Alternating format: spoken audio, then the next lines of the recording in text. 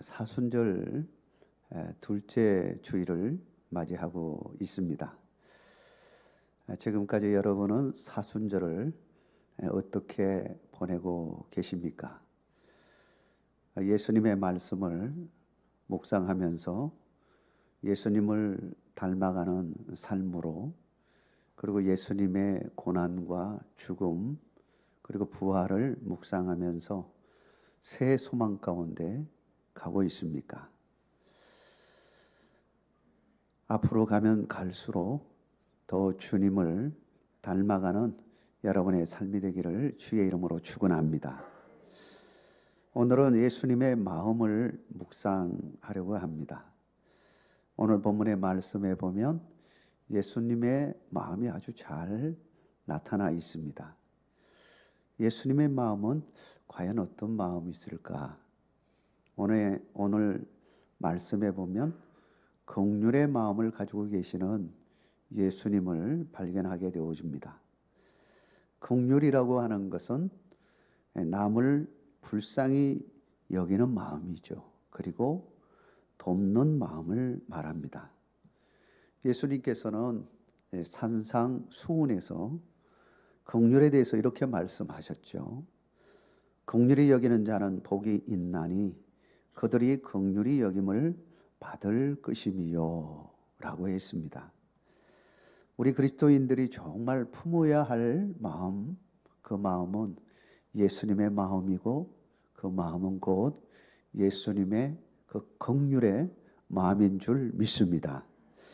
우리 모두가 긍휼의 마음을 가지고 이 땅에 살아갈 때에 긍휼을 베푸는 여러분의 삶이 되기를 주의 이름으로 축원합니다. 첫째로 예수님의 긍휼의 마음은 지역을 뛰어넘는 생명의 마음이라고 하는 것입니다.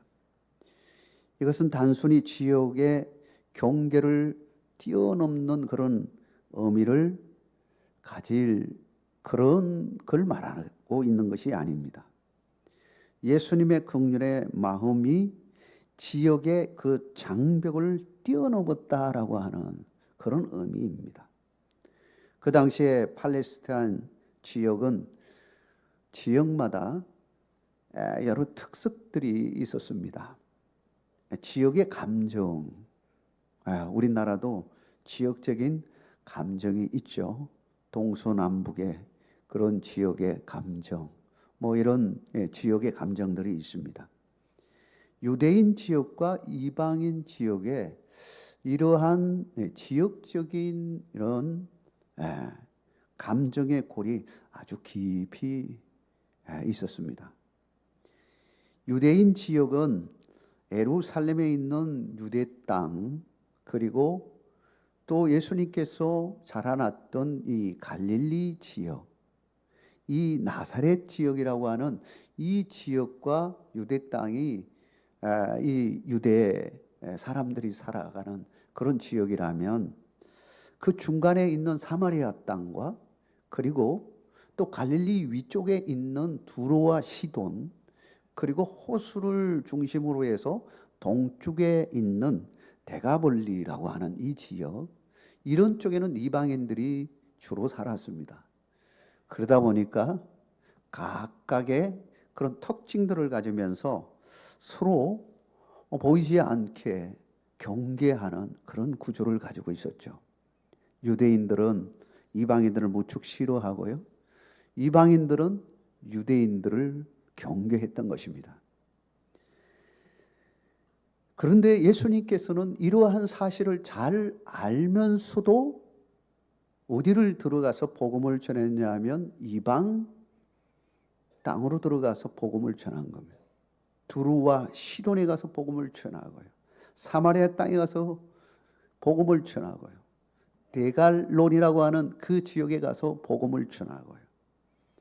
그러고 보면 온 팔레스타인 지역에 예수님께서 어느 지역이든지 필요로 하는 그 영혼이 있다면 정말 거기에 들어가 가지고 예수님의 그 놀라운 복음의 역사들이 펼쳐지게 되었다라고 하는 것입니다.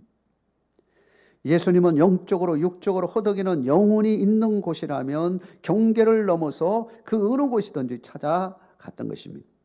여러분, 우리는 어떻습니까? 우리 속에 정말 긍휼히 여기는 마음이 있을까요? 우리는 두터운 장벽으로 쌓여 있어서 우리의 마음의 장벽 때문에 쉽게 다른 사람에게 다가가지도 못하고요.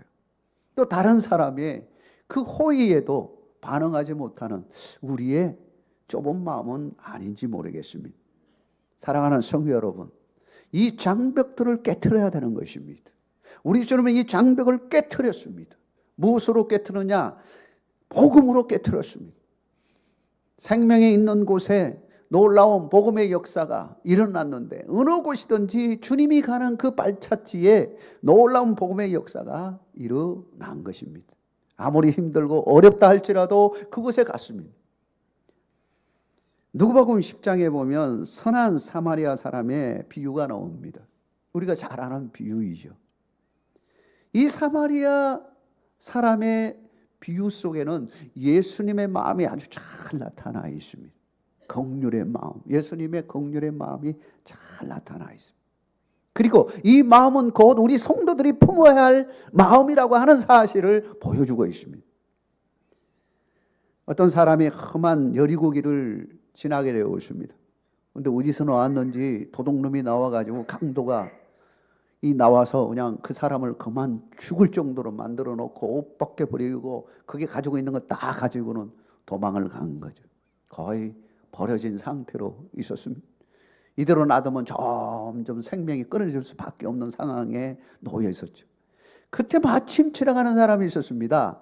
예루살렘으로 가는 제사장이 있었던 거예요. 그때 당시에는 순번제로 하기 때문에 시골에 있던 제사장들이 또 성전에 가서 일을 직무를 하기 위하여 교체하는 그런 경우도 있었어요. 그래서 여리고를 지나가다가 그것을 발견하게 되었죠. 그런데 보고는 아이고 이게 그냥 지나가는 거예요.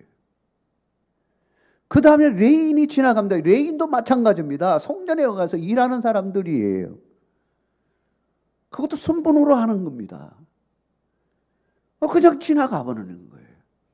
근데 마지막으로 지나가는 사람이 있었는데 선한 사마리아 사람이었어요. 이 사마리아 이방 땅에 온 사람이죠. 여행을 하다가 이것을 지나가는데 보니까 그만 죽게 된 사람을 보고 얼마나 불쌍한 마음이 생기는지. 이대로 놔두면 죽는다는 거죠. 이 생명 그대로 끊어진다는 거죠. 이 사람은 그를 거두어 가지고 자기가 이 데리고 다니는 짐승 위에다가 올려가지고 그것을 끌고서 주막으로 데려갑니다. 그리고는 거기다가 맡겨요. 그리고는 모든 치료비도 되겠다고 이야기합니다. 정성을 다해서 치료해달라고 말합니다. 여기서 예수님께서 말씀하시죠. 뭐라고 말합니까? 누가 강도 만난 자의 이웃이 되겠느냐라고 질문을 합니다. 정말 누가 이웃이 되겠습니까? 자비를 베푼 자가 이웃이라고 하는 사실을 강조합니다. 유대인과 사마리아 이 관계는 원수 관계예요. 쳐다보지도 않으려고 하고요. 서로 엮이기도 싫어하고요. 서로 멀리하고요. 서로 대결하고요. 그런 구조를 가지고 있었습니다. 그런데도 불구하고 이 사마리아 사람은 이 사람을 살려준 겁니다. 긍휼히 여기는 마음 때문에 그와 같은 일이 일어난 겁니다. 사랑하는 성도 여러분, 긍휼히 여기는 마음은 생명 그 자체를 사랑하는 사람이, 이런 마음을 가진 사람은 경계를 넘어서 그것을 뛰어넘어서 정말 도와줄 수 있는 그런 사람이라고 말할 수 있는 겁니다. 이 시대에 우리에게 필요한 것이 뭐냐? 바로 이러한 마음입니다. 예수님의 마음입니다. 이 예수님의 마음, 긍휼의 마음을 우리가 품어야 되는 겁니다. 이 마음을 품을 때에 우리는 놀라운 기적의 역사를 경험할 수 있는 것입니다. 복음의 역사를 경험할 수가 있는 것입니다. 여러분의 가정에, 여러분이 처한 곳에서 바로 이러한 그리스도의 긍휼의 마음을 품고서 긍휼을 행하는 여러분 되시길 주의 이름으로 축원합니다. 두 번째로 예수님의 긍휼의 마음은 역지사지의 마음입니다. 역지사지라고 하는 것은 처지를 바꾸는 것이죠. 예수님은 특별히 어려움 당한, 소외당한 사람들을 대할 때는 그 마음이, 예수님의 마음이 어디에 가 있냐면 그 소외당한 사람에게 가 있습니다.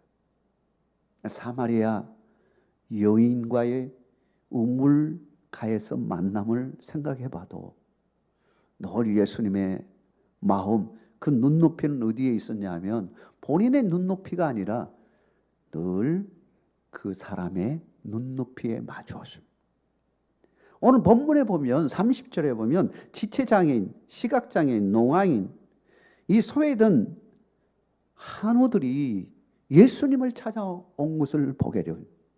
여러분, 왜 이 사람들이 찾아왔겠습니까? 예수님은 이들을 대할 때에 어떤 눈높이를 맞추고 대했냐면 그들의 눈높이에 맞추어서 그들을 대했습니다. 그들의 아픔을 마치 자기의 아픔처럼 느끼고 역지사지 그들의 입장에서 예수님은 대한 걸 보게 되어져. 그리고 그들을 치유해 주고 회복시켜 주신 걸 보게 되어져요. 그러니 정말 힘없고 빼없고 이 세상살이가 너무 힘들다고 생각하는 이분들에게 예수님은 그야말로 구원자가 되는 것이죠. 우리의 삶을 바꿔주고 내 육신의 아픔을 치료해 주시고 새로운 세상을 열어주는 그분을 만나고 싶어가지고 한 사람 한 사람 찾아와서 줄줄이 예수님 앞에 줄줄이 앉아있는 겁니다. 근데 예수님께서는 이들에게 어떻게 해주세요? 한 사람씩 한 사람씩 치유하는 걸 보게 되어져요. 그들의 마음을 하나씩 하나씩 만져주는 거죠. 예수님의 마음을 품는다는 것은 바로 그 사람의 마음과 같은 그런 위치에서 생각하고 느껴보는 겁니다. 공감이죠. 여러분, 이 사순절 기간에 그런 은혜가 여러분과 함께 하기를 주의 이름으로 축원합니다. 세 번째는요, 예수님의 긍휼의 마음은 공적으로 나누는 마음이었다라고 하는 겁니다. 공적으로 나누는 마음은 개인적인 나눔하고는 좀 다릅니다. 우리 성도들이 개인적으로 나누는 것들이 있습니다. 산상수훈에도 우리 주님께서 구제에 대해서 말씀하시면서 너는 구제할 때 오른손이 하는 것을 왼손이 모르게 하라 말씀하고 있죠. 이건 굉장히 중요한 말이죠. 근데 이 배경을 보면요, 바리새인과 서기관들이 행하는 형식주의, 외식주의를 경계하라고 하는 그 말과 더불어서 주어진 말씀입니다.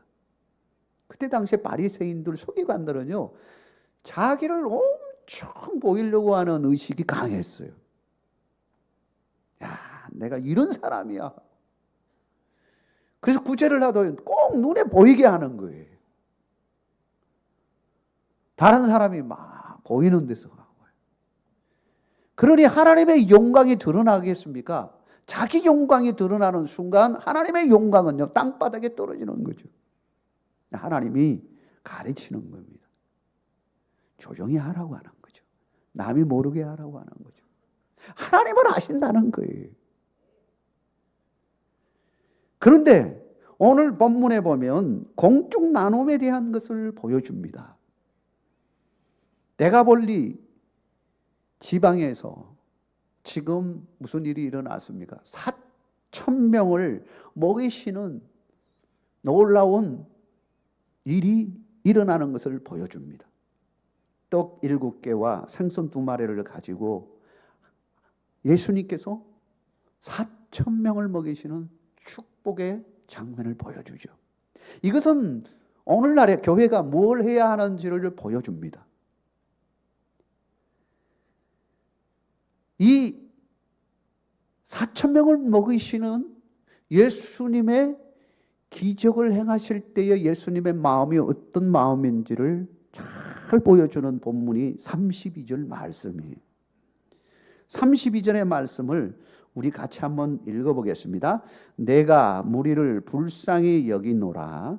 그들이 나와 함께 있은지 이미 사흘임에 먹을 것이 없도다.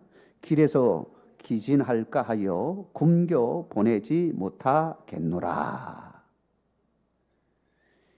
지금 내가 무리를 불쌍히 여기노라 그랬습니다.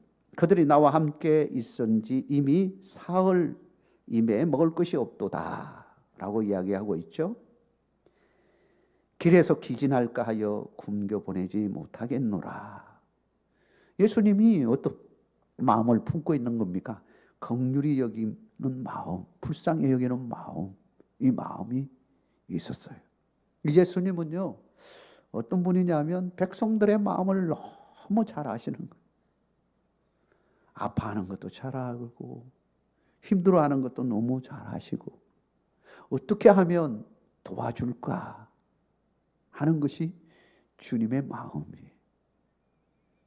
배고파하는 그 백성들을 향해서 예수님께서 이제 놀라운 일을 행하십니다. 제자들이 가지고 있는 그 떡 7개와 생선 2마리를 가지고 4,000명 먹이시는 기적을 행하셨습니다. 오늘날에 우리가 이웃들을 생각해 보면 참으로 힘든 삶을 살아가는 많은 백성들이 있습니다.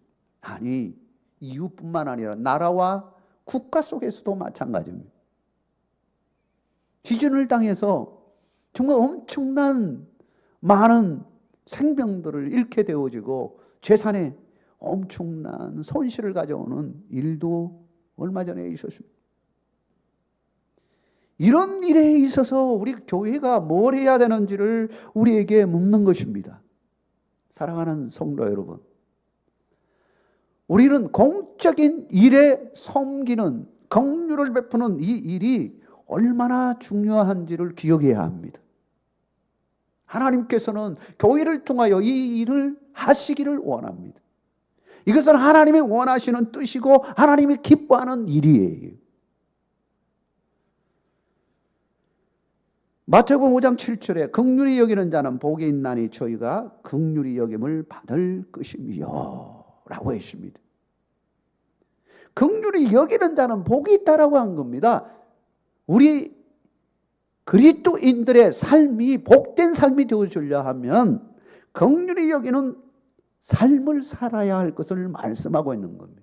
우리 성도들이 함께 모인 이 교회가 뭘 해야 되느냐? 바로 이 긍휼의 마음을 가지고 예수님의 마음을 가지고 힘들어하는 이웃을 향하여 민족과 국가를 위하여 우리는 그리스도의 사랑을 펼쳐내는 것이 하나님의 뜻이라고 하는 것입니다.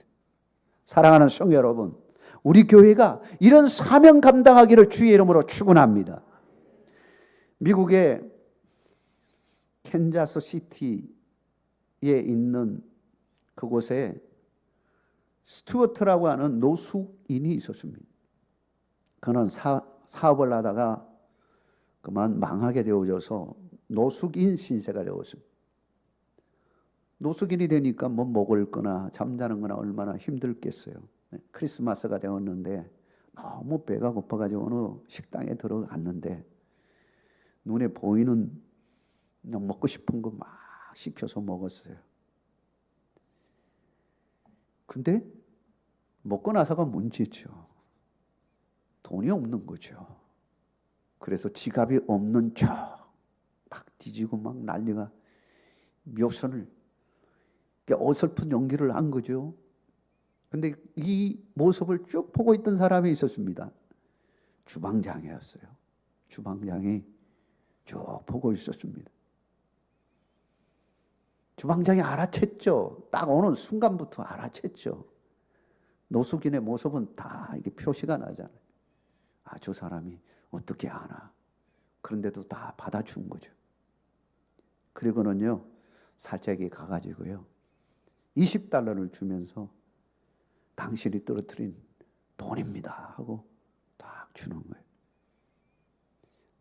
그 사람의 마음을 다치지 않게 딱 전해주는 거예요. 이 사람은 평생에 그 순간을 잊지 못하는 거예요. 나중에 이 사람이 정말 성공했습니다. 그 어려움을 다 이겨내고요. 케이블 TV 사업으로 큰 성공을 하게 되었는데, 미국에서 얼굴 없는 산타 그러면 이 사람을 기억할 정도로, 이 사람은 참 정말 미국 전역을 돌아다니면서 돈 없이 살아가는, 힘들게 살아가는 사람들에게 $100씩 이렇게 나누어주는 일을 했어요. 그 숫자가 어마어마해가지고 어마어마한 돈이 지출할 정도로 이 일을 했어요. 그의 마음 가운데요, 그때 그 주방장이 주었던 그 $20, 정말 배고프고 힘들고 도저히 참아낼 수 없을 그 순간에 그 먹을 거 마음껏 먹게 해준 그 식당 생각하면서 베푸는 삶을 평생 살았다는 거예요. 오늘 본문에 정말 적은 거였지만 그것이 주님 손에 들리니까 4,000명이 묻는 역사가 일어났습니다. 우리 성도들이 10.11반 함께 모여가지고 이 헌금을 마련해서 우리가 전달할 때에 그 사실 큰 어려움 당한 그곳에 얼마나 그것이 보탬이 되겠습니까? 그러나 보탬이 문제가 아니라 그 사랑의 능력이 그 사람들로 하여금 놀라운 일을 일어나게 하는 것입니다. 용기를 얻게 되는 것입니다. 우리 주위를 한번 되돌아보십시오. 우리 주위에 그런 분들이 있습니다. 어려운 분들이 있어요. 정말 힘들고 어려운 분들이 있어요. 여러분의 따뜻한 말과 여러분의 따뜻한 그 손길과 여러분이 주는 그 은혜가 그들로 하여금 엄청나게 힘을 얻게 하는 거예요. 우리가 사순절을 맞이하면서 예수님의 마음, 긍휼의 마음 품고 사시고 평생에 정말 긍휼을 베푸는 여러분의 인생이 되어서 복된 삶이 되기를 주의 이름으로 축원합니다.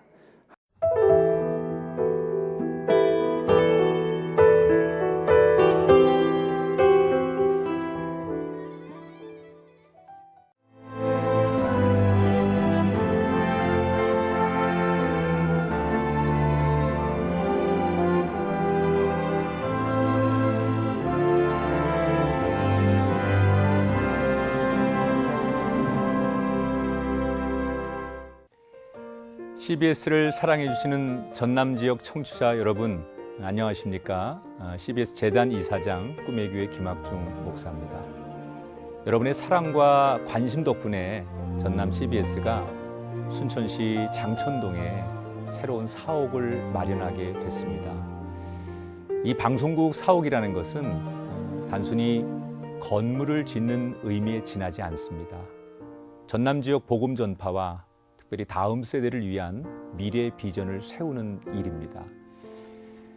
코로나19로 모든 활동이 중단되고 또 관계가 단절되는 상황이지만 우리 CBS 방송만큼은 우리의 발길이 닿지 않는 곳까지 구석구석 하나님의 말씀을 전하는 위대한 힘을 지니고 있습니다.